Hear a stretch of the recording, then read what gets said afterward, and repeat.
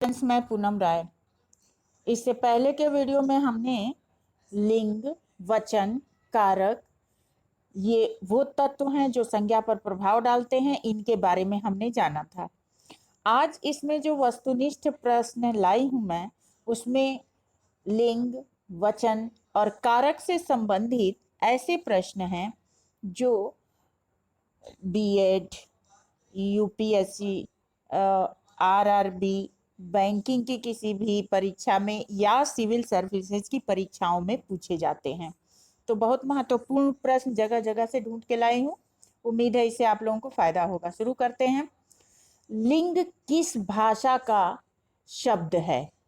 लिंग ऑप्शन है हिंदी, अंग्रेजी, संस्कृत और जर्मन। तो लिंग संस्कृत भाषा का शब्द है। सी ऑप्शन हमारा सही है। इसका अर्थ होता है चिन्ह। दूसरा है, निम्न में कौन जातिवाचक पुल्लिंग संज्ञा है? जातिवाचक पुल्लिंग संज्ञा है। चावल, मोहन, चपरासी और हिमालय। इसमें चावल ये अनाज है और चावल जो है वो जातिवाचक यहाँ पे नहीं है। एक विशेष अनाज है, चावल है, गेहूं है। तो इस तरह से ये चावल एक विशेष अनाज का नाम हो रहा है। मोहन विशेष व्यक्ति का है और हिमालय एक विशेष पर्वत का नाम है।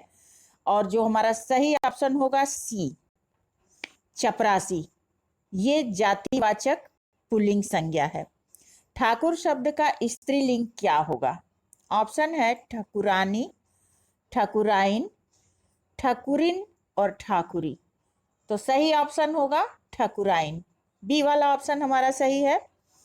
अब आते हैं, दही शब्द है क्या? पुल्लिंग, स्त्रीलिंग, नपुंसकलिंग और उभयलिंग। तो सबसे पहले तो हम लोग इस समय हिंदी पढ़ रहे हैं, तो हिंदी में हमारा नपुंसकलिंग होता ही नहीं है, ये ऑप्शन पहले ही निकल जाएगा। उभयलिंग भी नहीं होता।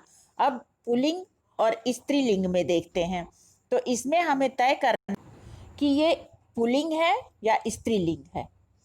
तो दही यद्यपि ईकारांत है, लेकिन दही पुल्लिंग है। इसको हमने जब लिंग वाला पढ़ाया था तो उसमें बताया है, वहां स्पष्ट आपको समझ में आ जाएगा। लिंग भेद में किसका रूपांतर नहीं होता? संज्ञा, सर्वनाम, विशेषण और कारक। इसमें लिंग भेद में जो रूपांतरण नहीं होता वो बी ऑप्शन है, सर्वनाम। क्योंकि अगर हम स्त्रीलिंग के साथ प्रयोग करते हैं सर्वनाम का तो वह जाति है, और पुल्लिंग के साथ भी हम वही सर्वनाम प्रयोग करते हैं, वह जाता है। इसलिए इसमें लिंग भेद में रूपांतर नहीं होता, नहीं बदलता है उसमें। अगला प्रश्न है, निम्न में से कौन सा शब्द स्त्रीलिंग है? चना, अरहर, बाजरा और उड़द। ये जिसमें आया था प्रश्न, उस समय बी ऑप्शन को सही माना गया था, लेकिन अगर सही देखा जाए तो ये ऑप्शन सही नहीं है। क्योंकि जो बीज होते हैं वो हमेशा पुल्लिंग में होते हैं। अरहर की दाल यदि होती तो वो स्त्रीलिंग होता, उड़द की दाल होती तो स्त्रीलिंग होता, लेकिन यहाँ बीज है तो बीज हमेशा पुल्लिंग में होते हैं। अगर सरसों को छोड़ दिया जाए तो सरसों स्त्रीलिंग में आता है, लेकिन ये बीज जो है, चना भी बीज है, बाजरा भी बीज है, अरहर भी बीज है और उड़द भी बीज है। ये सब क्या है? पुल्लिंग है, स्त्रीलिंग इसमें नहीं है। तो इस हिसाब से देखा जाए तो इसमें कोई भी सही ऑप्शन नहीं है। अगला प्रश्न है, निम्नलिखित में से कौन सा शब्द पुल्लिंग है? बनावट, चिल्लाहट, बचपन, सिलाई। पुल्लिंग कौन सा है? जब हम बोलते हैं तो क्या बोलते हैं? सिलाई हो रही है, चिल्लाहट मच गई, बनावट बनावट नहीं होनी चाहिए, लेकिन बचपन आ गया। और वैसे भी भाववाचक संज्ञा में पन लगा हो वो पुल्लिंग होता है। तो सी वाला ऑप्शन हमारा सही है। अगला प्रश्न है, जेठ का स्त्रीलिंग शब्द क्या होगा? जेठिन, जेठरानी, जेठराइन और जेठानी। तो डी वाला ऑप्शन सही है, जेठानी। जेठ का पुल्लिंग स्त्रीलिंग जेठानी होगा। अगला शब्द है, अध्यापक शब्द का सही स्त्रीलिंग क्या होता है? अध्यापिका, अध्यापिकी, अध्यापकी और अध्यापिक। तो सही ऑप्शन ए है, अध्यापिका। पुल्लिंग स्त्रीलिंग में कौन विषम संयोजन है? विषम संयोजन मतलब कि वो सही नहीं है, जैसे प्राचार्य, प्राचार्या। तो स्त्रीलिंग पुल्लिंग सही है, प्राचार्य पुल्लिंग है और प्राचार्या स्त्रीलिंग। मोर पुल्लिंग है, मोरनी स्त्रीलिंग। सेवक पुल्लिंग है और सेविका स्त्रीलिंग। लेकिन श्याम और श्यामी, ये डी वाला ऑप्शन जो है हमारा विषम संयोजन है। अगला प्रश्न है, निम्नलिखित में कौन सा शब्द स्त्रीलिंग है? शब्द है जीरा, नमक, जीरा, पीपल और दाल। तो इसमें हमारा जो सही ऑप्शन होगा वो होगा स्त्रीलिंग, दाल। जैसा कि अभी हमने बताया कि अरहर की दाल, दाल कोई भी रहेगी तो वो स्त्रीलिंग हो जाएगी, लेकिन अगर वही दाल की जगह कोई बीज होता तो वो पुल्लिंग हो जाता। तो यहाँ हमारा सही ऑप्शन डी होगा, बाकी सब पुल्लिंग है। अगला प्रश्न देखते हैं, कारक के कितने भेद होते हैं? ऑप्शन है 8, 5, 6 और 7। तो हिंदी में जो कारक की संख्या है वो 8 है, सही ऑप्शन ए। किस कारक में से विभक्ति का प्रयोग साधन के अर्थ में होता है? तो साधन के अर्थ में करण विभक्ति का प्रयोग होता है, करण कारक का, क्योंकि इसमें अपादान अलग होने के अर्थ में होता है, कर्ता करने वाले के अर्थ में होता है, संप्रदान के लिए होता है। तो करण कारक हमारा सी ऑप्शन सही है। अगला है, किस कारक में से विभक्ति का प्रयोग अलगाव के अर्थ में होता है? तो अभी अभी हमने बताया, इसमें ऑप्शन है करण, अपादान, संप्रदान और संबंध। तो बी ऑप्शन हमारा अलग होने के अर्थ में हो जाएगा, सही ऑप्शन है। अगला है, सुधा नेहा को हाथ से मारती है। इस वाक्य में कौन सा कारक है? अगर चिन्हित कर देता है ये कारक, तो यहाँ पे तो कर्म कारक है। नेहा को, तो को विभक्ति जो है ये कर्म कारक की है, लेकिन जब वाक्य में पूछ रहा है तो पूरे वाक्य में कार्य कहाँ संपादित हो रहा है? मारना, किससे? हाथ से। तो यहाँ पे ये सी ऑप्शन हमारा हो जाएगा, करण कारक। अगला प्रश्न है, वृक्ष से पत्ते गिरते हैं। इस वाक्य में कौन सा कारक है? पत्ते अलग हो रहे हैं वृक्ष से। तो यहाँ पे हमारा जो सही ऑप्शन हो जाएगा वो डी हो जाएगा, अपादान। पानी किस लिंग में है? पानी का लिंग निर्धारित करें। ऑप्शन दिया हुआ है पुल्लिंग, स्त्रीलिंग, नपुंसकलिंग और उभयलिंग। जब हिंदी की बात होती है तो जैसा कि हमने बताया ये दोनों तो बाहर हो जाएगा। अब बचा स्त्रीलिंग और पुल्लिंग। तो पानी हमेशा पुल्लिंग में होता है, क्योंकि जब पानी गिर रहा है कि गिर रही है, पानी गिर रहा है यानी पुल्लिंग है। कभी भी पानी है और घी है ये सब पुल्लिंग होता है। साधु आ रहे हैं। अगला प्रश्न है, वाक्य में साधु का वचन निर्धारित करना है। किस वचन में है साधु? एक वचन, बहुवचन, द्विवचन, इनमें से कोई नहीं। तो द्विवचन तो संस्कृत में होता है, हिंदी में होता नहीं। एक वचन और बहुवचन ये दो ही वचन हिंदी में होते हैं। तो साधु का जो वचन है वो हो जाएगा बहुवचन, क्योंकि साधु एक वचन और बहुवचन में समान होता है, उसका निर्धारण हम क्रिया से करते हैं। यहाँ लिखा है साधु आ रहे हैं, तो ये सीधे सीधे साधु यहाँ क्या हो गया? बहुवचन हो गया। युवा वर्ग का वचन क्या होगा? युवा वर्ग, तो जहां वर्ग, गण, जन इत्यादि हो, यहाँ क्या होता है? बहुवचन होता है। तो हमारा ऑप्शन बी सही हो जाएगा। अगला प्रश्न है, निम्नलिखित में से कौन सा शब्द स्त्रीलिंग नहीं है? ऑप्शन है हीरा, मोती, सोना और चांदी। स्त्रीलिंग नहीं है। इसमें जो सही ऑप्शन है वो, सॉरी, यहाँ प्रश्न फिर से देखते हैं हम लोग। निम्नलिखित में कौन सा शब्द स्त्रीलिंग है? हाँ, कंफ्यूजन यहाँ हो रही थी, क्योंकि हीरा भी पुल्लिंग है, मोती भी पुल्लिंग है, सोना भी पुल्लिंग है, स्त्रीलिंग चांदी है। डी वाला ऑप्शन हमारा सही है।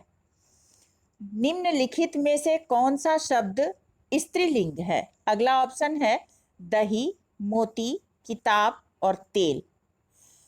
तो दही, मोती और तेल ये तीनों पुल्लिंग है, किताब स्त्रीलिंग है। अगला प्रश्न है क्रिया का फल जिस पर पड़ता है वह कौन सा कारक है? क्रिया का फल पड़ता है वह कौन सा कारक है? ऑप्शन है अधिकरण, कर्म, करण और कर्ता। कौन सा कारक होगा? इसमें कर्म पर जो प्रभाव पड़ता है वो सही है, क्योंकि क्रिया का फल किस पर पड़ता है? कर्म पर।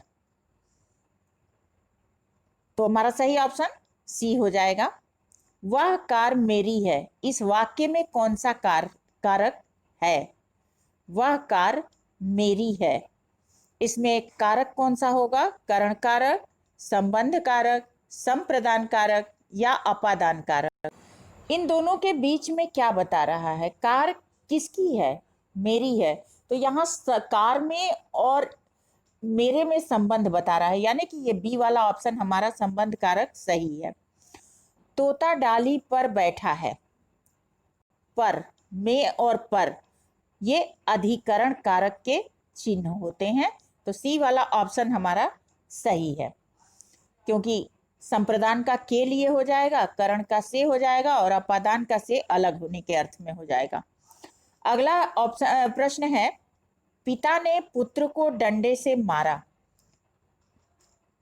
अगर हम चिन्हित कर दें तो यहाँ देखिए पिता ने यहाँ कर्ता कारक है, पुत्र को यहाँ कर्म कारक है और डंडे से मारा यहाँ करण कारक है। लेकिन इस वाक्य में पूछ रहा है, अगर चिन्ह लगा देगा कि इसको चिन्हित कर दिया कि ने कौन सा कारक है, पुत्र को कौन सा कारक है, तो तब तो ये हम देंगे। लेकिन अगर वाक्य में पूछ रहा है तो क्रिया से जहां संबंधित हो रहा है, यानी डंडे से मारा, मारने का काम यहाँ संपन्न हो रहा है, तो किस चीज से? जिस साधन के रूप में, तो यहाँ पे हमारा करण कारक हो जाएगा। ए ऑप्शन सही होगा। क्षत्रिय शब्द का स्त्रीलिंग रूप होगा क्षेत्राणी, क्षत्रियाणी, छत्राणी और क्षत्रयाणी। तो इसमें जो सही ऑप्शन होगा हमारा, सही स्त्रीलिंग होगा वो होगा छत्राणी। सी वाला ऑप्शन सही है। अगला प्रश्न है निम्नलिखित में कौन सा शब्द स्त्रीलिंग है? लिपि, विद्रोह, बलशाली और दाता। इसमें हमारा सही ऑप्शन ढूंढ, तो जो सही ऑप्शन होगा वो होगा लिपि, क्योंकि लिपि जो है स्त्रीलिंग शब्द है, बाकी पुल्लिंग है। विद्रोह हो गया, वह दाता व्यक्ति है, बलशाली हारता नहीं है, यानी जो हमारा स्त्रीलिंग शब्द है वो ए वाला ऑप्शन लिपि सही होगा। बुद्धिमान का स्त्रीलिंग शब्द क्या है? बुद्धिमती, बुद्धिमान्या, विदुषी और बुद्धि वाली। तो इसमें बुद्धिमान का स्त्रीलिंग हमारा बुद्धिमती हो जाएगा, विदुषी विद्वान का हो जाएगा स्त्रीलिंग, इसलिए ये जो हमारा ए ऑप्शन सही है। अगला प्रश्न देखते हैं, स्त्रीत्व शब्द में कौन सी संज्ञा है? जातिवाचक, व्यक्तिवाचक, भाववाचक या द्रव्यवाचक। स्त्री से बना हुआ शब्द है स्त्रीत्व, त्व प्रत्यय है, तो जहां त्व प्रत्यय है वहां पे भाववाचक संज्ञा हो गई, इसमें कोई संशय ही नहीं है। अगला प्रश्न है भारतीय शब्द का बहुवचन क्या है? तो अगर यहाँ ऑप्शन दिया है उसमें से हमको देखना है तो हम देखेंगे भारतीयों भारतीयों भारतीयों, इसमें से ए ऑप्शन हमारा भारतीयों ये सही हो जाएगा। लेकिन वैसे भारतीय शब्द अपने आप में बहुवचन है, अगर हम वाक्य में प्रयोग करेंगे तब हम भारतीयों का प्रयोग करेंगे, ये सही हो जाएगा ए वाला ऑप्शन। लेकिन अगर अलग से प्रयोग करना है तो भारतीय शब्द अपने आप में बहुवचन है, यहाँ पे ए ऑप्शन सही होगा। अगला है सूर्य शब्द का स्त्रीलिंग क्या होगा? सूर्याणी, सूर्या, सूर्याई और सूर्यो। तो सूर्य का स्त्रीलिंग बी वाला ऑप्शन होगा सूर्या, ये सही है। बुढ़ापा भी एक प्रकार का अभिशाप है, इसमें बुढ़ापा किस प्रकार की संज्ञा है? आपा, बूढ़ा मूल शब्द है और इसमें आपा प्रत्यय लगा हुआ है, तो आपा जिसमें लगा है वो सीधे सीधे भाववाचक संज्ञा हो जाएगी, सी वाला ऑप्शन सही होगा। अगला प्रश्न है निम्नलिखित में से कौन सा शब्द संज्ञा है? क्रुद्ध, क्रोध, क्रोधी और क्रोधित। तो इसमें क्रुद्ध जो है, क्रुद्ध व्यक्ति, क्रुद्ध यहाँ क्या हो, विशेषण हो जा रहा है।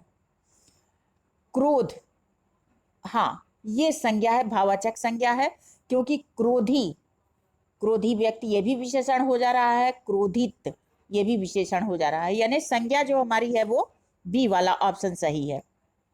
अगला प्रश्न है आंसू का बहुवचन क्या होगा? यहां फिर एक बार स्पष्ट कर दिया जाए कि आंसू शब्द अपने आप में बहुवचन है, लेकिन वाक्य में जब हम प्रयोग करते हैं तो वहां पे आंसुओं, ये वाला ऑप्शन सही होगा, सी ऑप्शन हमारा इसमें सही है। अगला प्रश्न है निम्नलिखित शब्दों में से एक पुल्लिंग है, कौन सा? बुढ़ापा, जड़ता, घटना और दया। उसे दया आ गई तो ये तो स्त्रीलिंग हो गया, घटना घट गई स्त्रीलिंग है, जड़ता आ गई और बुढ़ापा आ गया, तो बुढ़ापा ए वाला ऑप्शन हमारा सही है, ये पुल्लिंग है। निम्नलिखित वाक्य को पढ़कर उसमें कारक के सही भेद को पहचानिए। वाक्य है हे प्रभु मेरी इच्छा पूर्ण करो, तो इसमें प्रभु को संबोधित कर रहा है, सी वाला ऑप्शन संबोधन कारक सही है। अगला है भाववाचक संज्ञा बनाना है, कौन सा है बताना है, यहाँ बनाना लिख दिया है लेकिन बताना है इसमें। लड़कापन, लड़काई, लड़कपन और लड़काईपन। तो लड़कपन, लड़का से बना हुआ भाववाचक संज्ञा लड़कपन ये है। सच्चरित्रता किस मूल शब्द से बना है? सच्चरित्र, इसमें दो शब्द मिले हुए हैं, सत और चरित्र, तो यहाँ पे हमारा बी वाला ऑप्शन सही हो जाएगा। अगला है कौन सा शब्द बहुवचन है? माता, प्राण, लड़का और किताब। तो प्राण हमेशा बहुवचन में होता है। अगला प्रश्न है निम्नलिखित में कौन सा शब्द पुल्लिंग है? कपट, मूर्खता, सुंदरता और निद्रा। इसमें जो हमारा सही ऑप्शन है वो होगा कपट, कपट ए वाला ऑप्शन सही होगा, ये पुल्लिंग है। गीदड़ का स्त्रीलिंग क्या होगा? ऑप्शन है गीदड़िन, गीदड़नी, गीदड़ी और गिदड़िया, तो सी वाला ऑप्शन हमारा सही है। अगला प्रश्न है किस वाक्य में अपादान कारक है? राम ने रावण को तीर से मारा, यहां साधन के रूप में प्रयोग हो रहा है। मोहन से अब सहा नहीं जाता, सहन करना का काम किससे नहीं हो रहा है? मोहन से, यहां भी करण कारक हो रहा है। हिमालय से गंगा निकलती है, हाँ गंगा हिमालय से अलग हो रही है, तो ये सी वाले ऑप्शन में अपादान कारक है, क्योंकि चाकू से फल काटो तो यहाँ करण कारक है। सी ऑप्शन अपादान कारक है। अगला प्रश्न देखते हैं। अगला प्रश्न हमारा है, हिंदी में शब्दों का लिंग निर्धारण किसके आधार पर होता है? हिंदी में शब्दों का लिंग निर्धारण संज्ञा के आधार पर, सर्वनाम के आधार पर, क्रिया के आधार पर या प्रत्यय के आधार पर? तो हिंदी में शब्दों का लिंग निर्धारण संज्ञा के आधार पर होता है। निम्नलिखित में भाववाचक संज्ञा कौन सी है? शत्रुता, वीर, मनुष्य और गुरु। यहां ता एक ही में लगा हुआ है। ए ऑप्शन हमारा शत्रुता सही होगा। भाववाचक संज्ञा है, क्योंकि मनुष्य में ता लगा के मनुष्यता बनता भाववाचक संज्ञा, वीर में ता लगा के वीरता और गुरु में ता लगा के गुरुता, या त्व लगा के गुरुत्व भी बन जाता, मनुष्यत्व भी बन जाता। लेकिन यहाँ हमारा ए ऑप्शन शत्रुता सही है। निम्नलिखित शब्दों में से स्त्रीलिंग शब्द कौन सा है? अपराध, अध्याय, स्वदेश और स्थापना। इसमें अपराध बहुत बढ़ गया है, पुल्लिंग है। अध्याय शुरू होगा, पुल्लिंग है। स्वदेश जाना है, ये भी पुल्लिंग है। स्थापना हो गई। डी वाला ऑप्शन हमारा सही है, स्त्रीलिंग शब्द है। अगला प्रश्न है, अर्थ के विचार से संज्ञा कितने प्रकार की होती है? अर्थ के विचार से तो संज्ञा तो मुख्य रूप से 3 प्रकार के होते हैं, व्यक्तिवाचक, जातिवाचक और भाववाचक। लेकिन अर्थ के प्रकार से जब हम निकालते हैं तो द्रव्यवाचक और समूहवाचक को भी मान लेते हैं। तो इस प्रकार हमारा ये बी वाला ऑप्शन सही है, 5। अगला प्रश्न है, निम्नलिखित में से कौन सा शब्द व्यक्तिवाचक संज्ञा है? पहाड़, यमुना और आम। व्यक्तिवाचक संज्ञा तो यहाँ विशेष नदी का नाम है यमुना। ये सी ऑप्शन सही है, क्योंकि गाय जो है जातिवाचक है, पहाड़ भी जातिवाचक है और आम भी जातिवाचक है यहाँ पे, क्योंकि आम के विभिन्न वेराइटीज होती हैं। अगला प्रश्न है, कौन सा शब्द जातिवाचक संज्ञा नहीं है? जवान, बालक, सुंदर और मनुष्य। तो जवान कोई भी हो सकता है, बालक भी विभिन्न प्रकार के हो सकते हैं, छोटे बड़े बालक। सुंदर जो है ये विशेषण है, ये जातिवाचक संज्ञा नहीं है। मनुष्य भी जातिवाचक संज्ञा है, बालक भी जातिवाचक संज्ञा है और जवान भी जातिवाचक संज्ञा है। सुंदर विशेषण है, सी वाला ऑप्शन हमारा सही है। कौन सा शब्द भाववाचक संज्ञा नहीं है? मिठाई, लड़ाई, चतुराई और उतराई। चतुर, उतरना और लड़ना, ये सब में आई लगा के ये सब भाववाचक संज्ञा है, क्योंकि जिसमें आई लगा हुआ होता है क्रिया में वो भाववाचक संज्ञा है। मिठाई ये संज्ञा है, मिठाई जातिवाचक संज्ञा है, ये हमारा ए वाला ऑप्शन सही हो जाएगा। जातिवाचक संज्ञा कौन सी है? ऑप्शन है लड़का, सेना, श्याम और दुख। इसमें जातिवाचक संज्ञा लड़का है, क्योंकि सेना समूहवाचक है, श्याम व्यक्तिवाचक है और दुख भाववाचक है। तो ए वाला ऑप्शन हमारा सही है, लड़का। कौन सा शब्द स्त्रीलिंग है? सवाल जो हमारा ऑप्शन है वो है सहारा, सूचीपत्र, सियार और परिषद। इसमें सही ऑप्शन होगा सूचीपत्र, ये बी वाला ऑप्शन हमारा सही हो जाएगा। ये स्त्रीलिंग शब्द है, बाकी पुल्लिंग है। नेत्री शब्द का पुल्लिंग रूप होगा नेता, नेत्री, नेतिन और नेताइन। तो नेत्री का पुल्लिंग रूप होगा नेता, ये सही शब्द है। कारक के भेद, हिंदी में 8 कारक होते हैं, ये सही है। के लिए किस कारक का चिन्ह है? के लिए संप्रदान कारक, कर्ता ने कर्म को करण से संप्रदान के लिए, बी ऑप्शन सही है। वृक्ष से पत्ते गिरते हैं, इस वाक्य में से किस कारक का चिन्ह है? वृक्ष से पत्ते अलग हो रहे हैं, अलग होने के अर्थ में अपादान कारक, सी वाला ऑप्शन हमारा सही हो जाएगा। वृक्ष पर पक्षी बैठे हैं, इस वाक्य में पर कौन सा कारक है? में, पर, ये दोनों अधिकरण कारक हो जाता है, डी वाला ऑप्शन हमारा सही है। वह घर से बाहर गया, इसमें कौन सा कारक है? घर से अलग होने के अर्थ में, यानी अपादान कारक, डी वाला ऑप्शन हमारा सही है। तो आज के लिए इतना ही काफी। नेक्स्ट वीडियो में ऐसे ही कुछ रोचक प्रश्नों के साथ फिर मिलते हैं, तब तक के लिए धन्यवाद।